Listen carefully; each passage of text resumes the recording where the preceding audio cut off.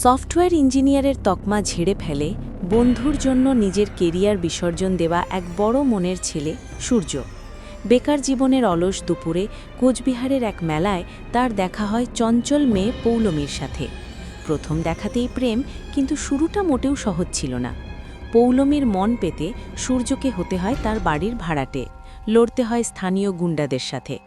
গল্পের মোড় ঘোরে তখন, যখন পৌলমী ফিরে যায় কলকাতায়। সূর্যও পিছু ছাড়ে না। সেখানে গিয়ে সে আবিষ্কার করে এক ভয়ঙ্কর সত্যি।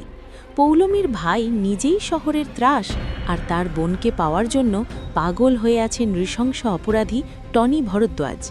একদিকে ভালোবাসা, অন্যদিকে খলনায়কের কালো ছায়া। টনির হাত থেকে নিজের প্রেয়সীকে বাঁচাতে কি পারবে সূর্য, নাকি রক্তের হোলি খেলায় পিষ্ট হবে তাদের স্বপ্ন? টানটান উত্তেজনা আর অ্যাকশনে ঠাসা এই লড়াইয়ের শেষ পরিণতিই হল আওয়ারা।